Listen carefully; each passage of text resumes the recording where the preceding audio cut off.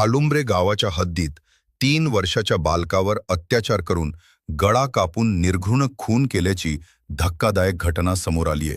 यामुळे परिसरात घबराटीचे वातावरण निर्माण झाले होते, परंतु दक्षिण म्हाळुंगे पोलिसांनी आरोपीला अटक केल्याची माहिती मिळालीय। चला तर पाहूयात पोलीस काय म्हणाले। काल दिनांक 1 मे 2026 रोजी दक्षिण म्हाळुंगे पोलीस ठाणे येथे सायंकाळी 7:30 ते 8च्या दरम्यान एक महिला नामे सीमा कमलेश रावत यांनी येऊन माहिती दिली की त्या भाड्याने राहत असलेल्या त्यांच्या खालुंब्रे गावातील त्यांच्या घरापासून त्यांचा मुलगा रियांशू रावत वय वर्ष 3 हा दुपारपासून त्यांना मिळून येत नाही आहे। सदर मुलगा त्यांच्या संपर्कात नाही आहे। त्यावर सदर माहिती मिळताच आम्ही तात्काळ आमच्या पोलीस पथकासह त्यांच्या राहते घरी जाऊन त्या मुलाचा शोध घेतला।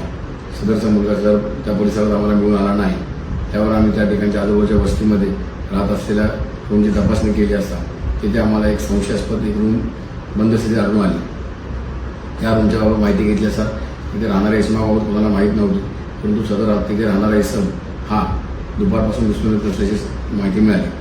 संशयास्पद बाब असल्याने आम्ही तात्काळ सदर रूमचा टाळा ब्रेक करून त्या रूमची तपासणी केली असता त्यामध्ये आम्हाला काही ब्लड स्टेन दिसून आले आणि एक ब्रीफकेस संशयास्पद बंद स्थितीत आढळले। त्या महिलेसमक्ष आम्ही त्या ब्रीफकेस उघडली असता तिथे त्यामध्ये तिच्या मुलाचा मृतदेह आढळून आला।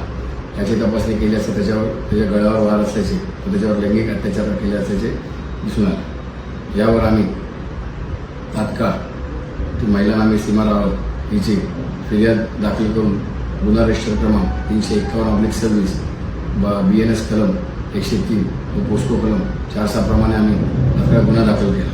सदरचा गुन्हा हा गंभीर, निर्गुण व संवेदनशील असल्याने सदरचा गुन्हा तात्काळ उघडकीस आणण्याबाबत आमचे माननीय पोलीस आयुक्त पिंपरी चिंचवड सर व आमचे सर्व वरिष्ठ म्हणजे आमचे पोलीस उपायुक्त Khedkar madam ACP Kadam sir यांनी आम्हाला मार्गदर्शन केले व गुन्हा उघडकीस आणण्याबाबत सूचना दिल्या।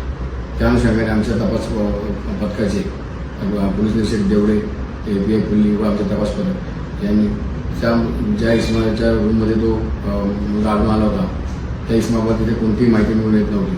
तो इसम हा 15 दिवसापूर्वी झाल्याची माहिती मिळाली। त्यावर त्यांनी सखोल चौकशी करता त्याचे नाव सत्यम कुमार व तो बिहार राज्यातील असल्याची माहिती मिळाली। तर अथक परिश्रम करून आमच्या पथकाने तेथील CCTV तपासून तांत्रिक विश्लेषण करून सदरचा इसम हा आज रोजी बिहार राज्यात पळून जात असल्याची व तो पुन्हा स्टेशनात इथे असल्याची माहिती मिळवली।